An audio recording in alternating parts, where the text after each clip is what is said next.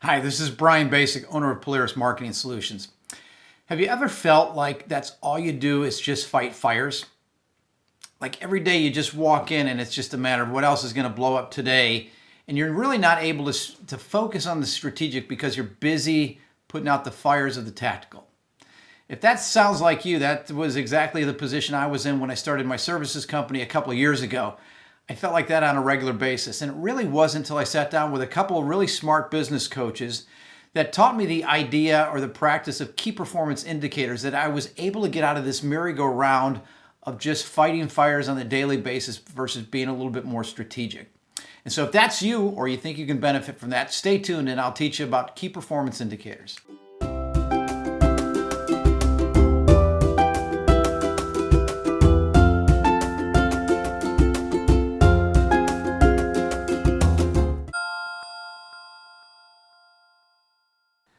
Hi, Brian Basic, back again. So what exactly is a key performance indicator?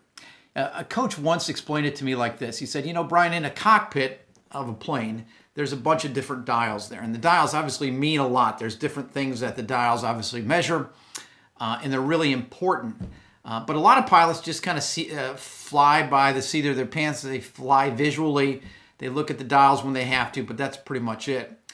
But when things get testy up in the air, when you can't see out the window, if you haven't been able to understand what those dials tell you, if you're not able to be confident in the information in those dials, you can easily kill yourself by relying on your gut. There's many examples out there. JFK Jr. is a prime example of someone who was flying a plane, wasn't instrument rated, and so got himself in a situation, couldn't see out. Went for his gut, which told him the plane was orientated a certain way. He was completely wrong and ended up flying into the water. And it's the same thing with a business. If you don't trust or if you don't understand the dials and what they mean, which are those key performance indicators, you can easily allow your business to go into the tank because you're not focusing in on the right things. So, key performance indicators can certainly keep you out of trouble, but they can also help you to become much more precise in the way that you fly and lead your company. And that's really what you want to see in a key performance indicator. So KPIs are targets that help you to measure progress against the most strategic objectives. And every company is going to be different. We'll talk today, I'll give you some examples, but your company may be different.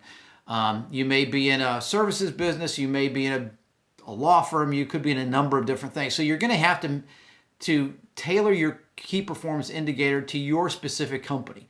But by going through some of the things we're going to go through today, you'll understand how best to do that. So here's an example of some key performance indicators. This is just some very simple ones. In the case of sales, we'll get into this in a little bit. Sales is a good indicator. It's actually not a great one because it's a lagging indicator. But there's other things that you can measure in a sales organization, like number of estimates or number of invoices or your close rate or some of those things like that. And so, your key performance indicators, your dashboard as it relates to your business, you're going to establish what those are. And you're going to measure key things that are important to you. And it's going to be a range of things. So you'll have, in the example that we have in front of you, you'll see the number of estimates. In this case, for this score this month, it was 230. And so as you set your key performance indicator, you're going to set a range of acceptability. You're going to say, okay, if it's above this, it's good. If it's better if it's here. But if it's not here, then I want to take a look at it. And if it's really on the right-hand side, I need to do something about it. And so by having a green, light green, yellow, red kind of code to this thing, you can easily look at your scorecard and see the areas that you need to focus in on. So you're focusing in on the right ones versus the ones you think you should be focused on, which may not be the right ones. So in the example here is I look at these key performance indicators that are listed here on this sheet. I'd look down here and say, wow, the customer acquisition cost seems to be out of line this month. I wonder why that's the case. And so I could certainly dig into the details of what that would be. Again, on the bottom of this, you see some other ones on some marketing initiatives that we have with the ROIs, with Angie's List being at 10 and some magazine ads being below 10. And then you certainly got Facebook ads at 4, which is in the bad, certainly an area that we want to take a look at. So again, the idea of key performance indicators is once you set them, you want to set them and then you want to establish a range of acceptability so as you grade yourself on a weekly or monthly basis, which ones you need to focus in on. So this is an example of some of the analytics that you can go through to do this. This is SEO services for 7 months of data that we had. And so for this customer, there's 7 months of data. They have certain calls, and then they have unique calls. And so when it comes to companies and what they value, if somebody calls you 4 times, that's one customer calling you 4 times, not 4 different customers. And so in this case, we were able to kind of break out the unique calls, the number of form fills, and so the total number of estimate requests that we got on a monthly basis.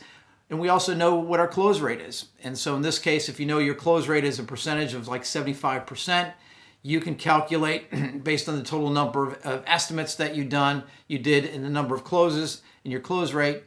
And also if you know what your average invoice amount is, you can figure out what your average incremental sales is going to be for this particular service. In this case, it's SEO services. So in this case, it came out to be an average of $32,000 in additional revenue as a result of the SEO services. When you look at the investment that's done on a monthly basis versus the average return, it came out to be about a 17.6 return on investment. So that's one of the things that you can analyze, and that's how you would kind of do that. And so as you look at KPI, specifically in the sales area, as I mentioned before, sales is obviously a very, very important KPI, but it is a lagging indicator. You don't want to wait till the end of the month and say, wow, our sales were down this month. There are things that you can measure that would be predictors of sales. Examples would be, call volume, both inbound and outbound. So if my salesperson isn't calling the number that they should, or if I'm not getting the number of phone calls in, that's going to obviously impact my sales. And so you can measure those kind of things to see kind of where the sales are falling down a bit. Form fills, the number of people that request estimates online. Leads per month in my case of my company were estimates. And so, I looked at the number of estimates that we did, and then I looked at the number of invoices that we got from those estimates. And that percentage of invoices over estimates was my close rate. And so once I established my close rate, I also figured out what my average invoice amount was. And so that gave me an idea of what I can expect for incremental sales. So close rate is an important thing. One other important thing, depending on what your business is, churn rate as an example. In a business that has kind of a reoccurring revenue part of it, if you're a landscaping company, if you're a pool company, if you're a company that has customers reoccurring on a monthly basis, sales are great, but if you've got a hole in the bottom of your bucket that's significant, you're going to need to understand what that is, so that as you're doing sales projections and trying to figure out where you're going to be in a year, you've got to factor in churn rate. And so knowing what your churn rate is going to be important. The other thing that was important to us, again, it's specific to what we did, is during certain times of the years, we would have business that would be booked on our schedule, but we hadn't done it yet. And so during certain parts of the year, we could have as much as $120,000 of revenue that was sitting there, not able to be booked because it was scheduled, but it just wasn't. We had it on the calendar. And so knowing what that number was helped us to predict, or helped us to just figure out, did we want to bring in on another crew or not? Is it in the acceptable range? We knew that in our business of pressure washing and roof cleaning that about 6 weeks was the most that you could ask someone to wait. If that, they'd find somebody else to do that. So, knowing what that number was as far as how far we were booked out and how many dollars we had sitting out there would be, a kind of a prompting for me to add another crew. And so we looked at those numbers on a regular basis. So again, these are things, your business may be a bit different, but these are key KPIs for sales. If you go to the next one in marketing is obviously an important aspect of what any company does. And so understanding what your customer acquisition cost is, and you can figure that out a number of different ways. The simplest way to do that is figure out what your marketing budget is for that month, and then figure out how many customers you brought in. And that will tell you kind of your cost per customer, which is a number that you want to understand. You also want to know what your cost per lead is as well. I had a customer of mine that didn't know what this number was. And so they were about to embark on a campaign where they're going to pay about $125 per lead to have another company generate leads for them. They didn't understand that their Google ad campaign that we had just started running was actually providing leads to them at about $30 per lead as far as the acquisition cost. And so once we were able to go through the details of that, and he understood that, instead of paying $150 for a lead, you're already getting them at $30 per lead on Google. Why don't you just increase your Google AdWords spend, and you'd be saving yourself a considerable amount of money versus doing the other thing. And so they were willing to do that. But it was only through educating them on the true cost of an acquisition of a customer and a lead that they understood that piece. One of the other things that's really important when it comes to marketing is understanding what your return on investment is. In other words, when I had my company and I used a bunch of different marketing things, I used magazines, I used Google ads, I used a whole bunch of different things. And so I had call tracking numbers on just about every marketing thing that I tried. The idea behind that was if I spent this much, I should be able to say I got that much and be able to compare it to and say, what was my return on investment?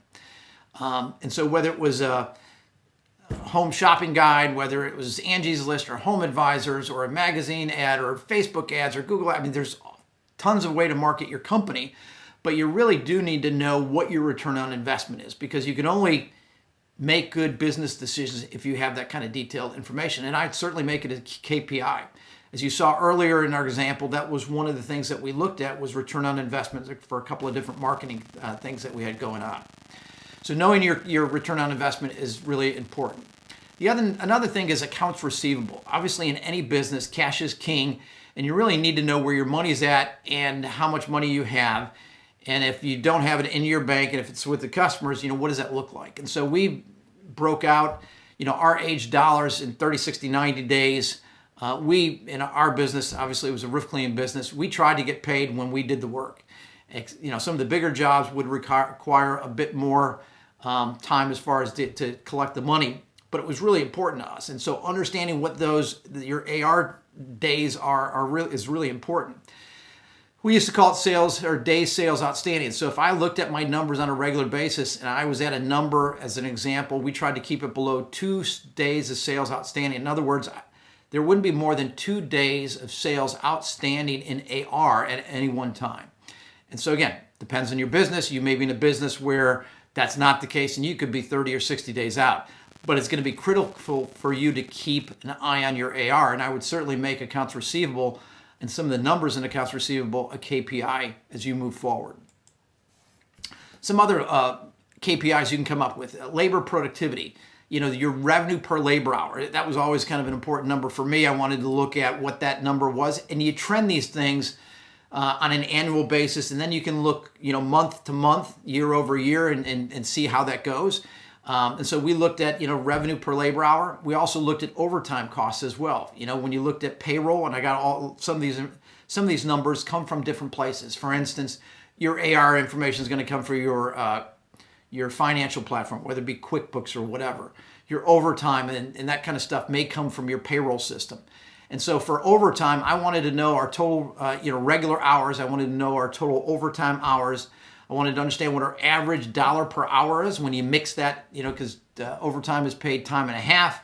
And so, looking at those kind of numbers was important to me, because again, when those numbers start to get over a certain amount, I would make the conscious decision to add another crew to reduce the payroll that I was paying, the overtime that I was paying. It also reduced the amount of time that it took to actually do the work. And so again, looking at these different numbers allowed me to make really good business decisions based on having good information at my fingertips. Other information is around KPIs, around surveys. Obviously, everyone knows how important reviews are. And so, tracking reviews, what does your score look like on a monthly basis? Is it trending well? Are you getting 4.5 stars or above? What does that look like? How many reviews are you getting? We tracked all of that stuff. We even had a survey that we would put out with our request for reviews that asked them 4 questions around professionalism, quality of the work, a bunch of stuff like that. And so we looked at that data for each one of those questions as well. Again, as a KPI, I wanted to know this information so that I could make some good business decisions around that. Here's an example of a customer that I pulled up just off the internet, of a business that was doing fairly well when it came to their scores, their review scores. But you could see in a month there, in this case, it was around the June area, where their scores just dipped considerably. So, if they weren't keeping track of that, they wouldn't have known what to do. In this case, they obviously understood what happened. They not only corrected the situation, but you can see on the bottom graph, which charts the number of reviews that are being asked for or being received, they went on a campaign of really being aggressive around asking for reviews, and that helped their overall score as well. But tracking survey results and your review scores and that kind of stuff is, again, a very important KPI that I would suggest for any company. So some final ideas when it comes to KPIs. Know what's important to you. Like I said earlier, every company is different, and what I have as a KPI in some of my businesses versus what you do is going to be different. But you need to understand what are important to you so that you can make good business decisions. Next thing, figure out how to find the data for each KPI. Like I said earlier, some of the data comes from different places. It could be from your financial platform. It could be from your payroll company. It could be from a whole nother your CRM system. And so knowing where to get the data is going to be really important for our next couple points. Next one is teach someone else how to pull this information every month. You as the business leader should not be doing this.